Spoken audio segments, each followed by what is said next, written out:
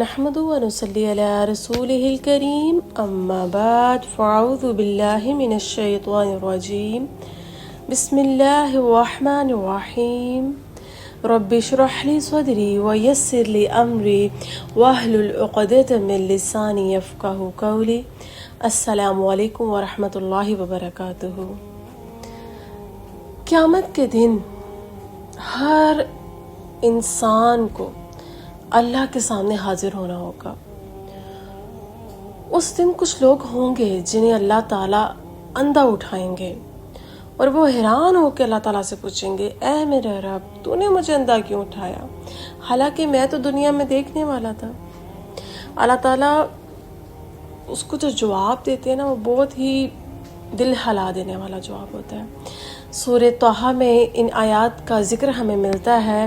سورہ طٰہٰ کی آیت نمبر 124 ہے۔ اللہ تعالیٰ فرماتے ہیں وَمَنْ أَعْرَضَ عَنْ ذِكْرِي فَإِنَّ لَهُ مَعِيشَةً ضَنْكًا وَنَحْشُرُهُ يَوْمَ الْقِيَامَةِ أَعْمَىٰ، اور جو شخص میری نصیحت سے منہ موڑے گا تو یقیناً اس کے لیے تنگ زندگی ہوگی اور ہم اسے قیامت کے دن اندھا اٹھائیں گے۔ کن لوگوں کو اللہ اندھا اٹھائیں گے؟ کیا ہر وہ شخص جو دنیا میں گناہ کرتا ہے؟ کیا ہر گنہگار قیامت کے دن اندھا اٹھایا جائے گا جو قرآن کم پڑھتا ہے وہ؟ یہ آیت جو ہے نا، یہ ہمیں بہت گہری حقیقت بتاتی ہے۔ جیسے اللہ تعالیٰ نے کہا نا وَمَنْ أَعْرَضَ عَنْ ذِكْرِي، جو میری ہدایت اور نصیحت سے منہ موڑے گا، یہ وہ شخص ہے جس تک اللہ تعالیٰ کی ہدایت پہنچتی ہے، حق اس کے سامنے آتا ہے، اسے نصیحت کی جاتی ہے، لیکن وہ جان بوجھ کر اللہ کی ہدایت کو نظر انداز کرتا ہے۔ اسے علم ہے کہ یہ اللہ کا حکم ہے، لیکن وہ اپنی خواہشات کو ترجیح دیتا ہے۔ اسے علم ہے کہ یہ حرام ہے، پھر بھی وہ حرام کو معمولی سمجھتا ہے۔ اسے علم ہے کہ یہ اللہ تعالیٰ کی نافرمانی کا کام ہے، لیکن وہ کیا کرتا ہے، توبہ کی بجائے اسی راستے پہ چلتا رہتا ہے اور ہٹ درمی کا مظاہرہ کرتا ہے۔ حق اس کے سامنے بار بار آتا ہے، لوگ اس کو بتاتے ہیں، اس کے سامنے آیات آتی رہتی ہیں، شیئر کرتے رہتے ہیں، میسیجز کے تھرو کہیں نہ کہیں سے اس تک خیر پہنچتی ہے، حق پہنچتا ہے، اللہ کی ہدایت اور نصیحت بھی اس کے سامنے آتی ہے، لیکن وہ اگنور کر دیتا ہے، وہ اسے منہ موڑ لیتا ہے۔ اللہ تعالیٰ فرماتے ہیں کہ دنیا میں بھی اس کے لیے ایک سزا ہوگی۔ دنیا میں کیا ہوگا؟ فَإِنَّ لَهُ مَعِيشَةً ضَنْكًا، اس کے لیے تنگ زندگی ہوگی۔ اور یہ ضروری نہیں ہے کہ اس کے پاس پیسے نہیں، کیونکہ ہمارے ہاں دیکھیں سب سے زیادہ خسارے والا انسان اسی کو سمجھتے ہیں جو فائنینشیل کرائسس سے گزرا ہو، جس کے پاس جو مطلب تنگ حالات کی تنگ دستی سے گزر رہا ہو، جو مالی حالات جس کے اچھے نہ، ہم اسی کو صرف سمجھتے ہیں کہ یہ اس کے ساتھ کچھ برا ہو رہا ہے۔ لیکن اللہ تعالیٰ کی نظر میں وہ ایسا نہیں ہے۔ وہ بظاہر کامیاب ہو سکتا ہے، اس کے پاس گھر گاڑی مال اور دنیا کی ہر سہولت ہو سکتی، لیکن دل کے اندر سکون نہیں ہوتا، کیونکہ حقیقی سکون اللہ تعالیٰ کی اطاعت اور اس کی ہدایت سے ملتا ہے۔ انسان دنیا کی ہر چیز حاصل کر لے، لیکن اگر اللہ سے تعلق ختم ہو جائے تو دل کے اندر ایک خلا باقی رہ جاتا ہے، ایک گھٹن۔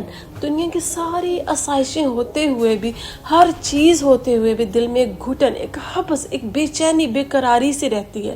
وہ جو خلا باقی رہتا ہے نا، وہ اسی وجہ سے رہتا ہے کہ اللہ کے ذکر اور اس کی نصیحت سے منہ موڑتا ہے۔ پھر قیامت کے دن کتنی بڑی اس کے لیے سزا ہوگی۔ وَنَحْشُرُهُ يَوْمَ الْقِيَامَةِ أَعْمَىٰ، اور ہم اسے قیامت کے دن اندھا اٹھائیں گے۔ اور وہ شخص حیران ہو کے بولے گا قَالَ رَبِّ لِمَا حَشَرْتَنِي أَعْمَىٰ وَقَدْ كُنتُ بَصِيرًا، اے میرے رب تو نے مجھے اندھا کیوں اٹھایا، حالانکہ میں تو دیکھنے والا تھا۔ آپ امیجن کریں، جس آنکھ سے ہم دنیا میں سب کچھ دیکھتے ہیں، وہ آنکھ اس دن بے بس ہو جائے گی۔ تو وہ اللہ تعالیٰ سے پوچھتا ہے نا کہ یا اللہ میں دنیا میں تو دیکھتا تھا، آج میرے ساتھ کیا ہو گیا؟ پھر اللہ تعالیٰ فرمائیں گے قَالَ كَذَلِكَ آتَتْكَ آيَاتُنَا فَنَسِيتَهَا وَكَذَلِكَ الْيَوْمَ تُنسَىٰ، اسی طرح ہمارے آیات تیرے پاس آئی اور تو نے انہیں بلا دیا، اور اسی طرح آج تو بھی بلا دیا جائے گا۔ دیکھیں ممکن ہے نا کہ دنیا میں آنکھیں ہماری سب کی بالکل ٹھیک ہوں، کچھ لوگ تو ہیں جو نیچرلی بلائنڈ ہوتے ہیں، اندھے ہوتے ہیں، لیکن جن کی آنکھیں بالکل دنیا میں ٹھیک ہوتی ہیں وہ ہر چیز دیکھ سکتا ہے، لیکن جب اللہ کی آیات اس کے سامنے آئے تو اس نے حق کو دیکھنے سے انکار کیا۔ قرآن سامنے تھا لیکن اس نے عمل نہیں کیا، نصیحت سامنے آئی لیکن اسے نظر انداز کر دیا، اللہ کا حکم معلوم تھا لیکن اپنی خواہشات کو ترجیح دی۔ یعنی دنیا میں اس نے آنکھیں بند نہیں کی بلکہ دل اور بصیرت سے حق کو نظر انداز کیا، اور قیامت میں اس کا انجام سب کے سامنے ہوگا، اور کتنا برا انجام ہوگا۔ اللہ تعالیٰ اگلی آیات میں توجہ دیتے ہیں نا کہ وَكَذَلِكَ نَجْزِي مَنْ أَسْرَفَ وَلَمْ يُؤْمِنْ بِآيَاتِ رَبِّهِ، اور اسی طرح ہم اس شخص کو بدلہ دیتے ہیں جو حد سے گزر گیا اور اپنے رب کی آیات پہ ایمان نہ لایا۔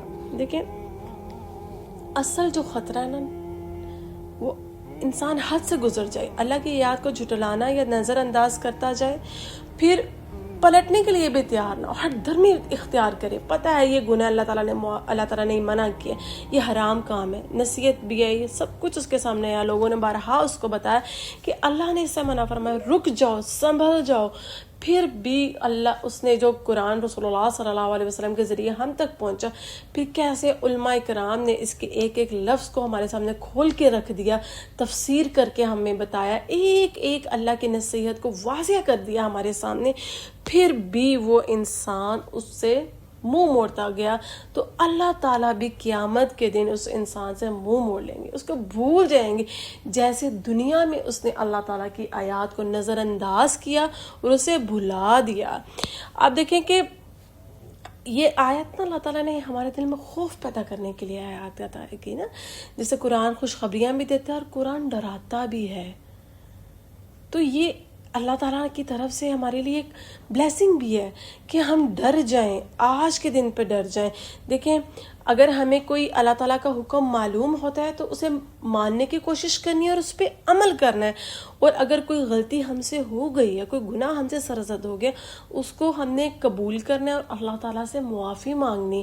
ابھی وقت ہے، ابھی موت نہیں آئی نا، ابھی ٹائم ہے ہمارے پاس، ہم رجوع کر سکتے ہیں، ابھی جتنی زندگی گزر گئی، لیکن اب بھی اگر ہم اللہ تعالیٰ کی آیات کو نہیں سمجھتے، آج بھی اگر ہم وہی کریں گے نا کہ عارض عن ذکری، اللہ کی آیات سے جو ہے نا کہ اسے منہ موڑیں گے، اس کو بھلا دیں گے، تو اللہ تعالیٰ قیامت کے دن ہمیں بھی بھلا دیں گے، جیسے ہم کچھ تھے ہی نہیں، ہم ایسے ہو جائیں گے اور اندھے اٹھائے جائیں گے۔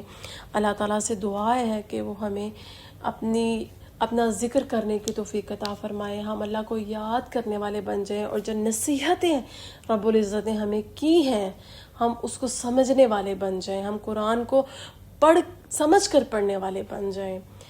انشاءاللہ ملتے ہیں اگلی ویڈیو میں، اس پیغام کو غور سے سنیں اور پھر اپنے پیاروں کے ساتھ ضرور شیئر کریں، پتہ نہیں کون سی بات کس کے دل کو کب اچھی لگ جائے، خیر اس کے دل تک پہنچ جائے، تو یہ ہم سب کے لیے بہترین صدقہ جاریہ ہے۔ سبحانک اللہم و بحمدک، نشہد ان لا الہ الا انت، نستغفرک و نتوب الیک۔ السلام علیکم ورحمۃ اللہ وبرکاتہ۔